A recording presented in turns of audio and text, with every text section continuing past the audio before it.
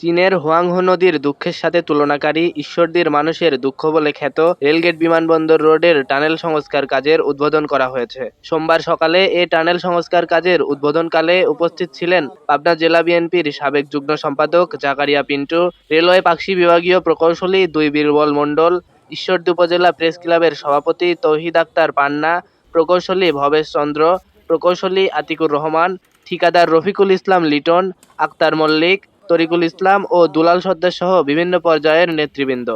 Railway Pakshi বিভাগীয় প্রকৌশলী ২ বীরবল মণ্ডল সাংবাদিকদের জানান, ঈশ্বরদী রেলগেট দিয়ে প্রতিদিন অসংখ্য ট্রেন চলাচল করে। প্রতিটি ট্রেনকে পাস করতে প্রায় ২০ মিনিট করে সময়। গেটের উভয় পাশে অসংখ্য মানুষ, অ্যাম্বুলেন্স সহ ছোট বড় যানবাহনকে আটকে থেকে ভোগান্তির শিকার হতে হয়। মানুষের ভোগান্তি দূরীকরণে মূলত এই সংস্কারের মাধ্যমে আন্ডারপাস নির্মাণ করা হবে। অর্থাৎ এটা একটা বাইপাস, শহরকে যানযুক্ত মুক্ত করার জন্য বাইপাস এই টানেলটা হবে।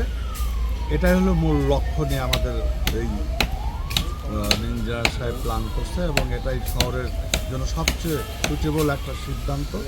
এবং এই সিদ্ধান্তকে রেলের কর্মচারী সহ ইঞ্জিনিয়ার সাহেবকেও আমি ব্যক্তিগতভাবে ধন্যবাদ জানাই এই উদ্যোগের জন্য এবং আশা করি এটা আমরা সাফল্য অর্জন করব। সবাই মিলে আমরা যদি এটা যদি করতে সক্ষম হই, তবে আমি মনে করি যে ঈশ্বর দিবসের জন্য একটা বিশাল পাওয়া হবে।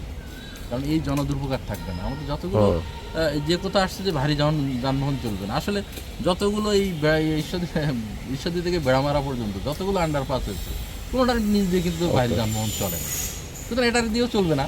কিন্তু ভারী যানবাহন তো আমাদের কিন্তু এই দুর্ভোগ সৃষ্টি করছে না। একটা ট্রাক সে হয়তো আধা ঘন্টা দেরি হলে খুব বেশি কিন্তু সমস্যা হচ্ছে না।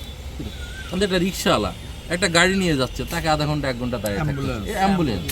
তো এগুলো তো আমার অনায়াসে এই টানেল দিয়ে যেতে পারে। সুতরাং আমি মনে করি যে মানে বস্তুগত বা আপেক্ষিকগতভাবে যেটা যে জনগণের যে দুর্ভোগ, এটা নাই, মানে থাকবেই না যদি এটা আমরা চালু করতে পারি।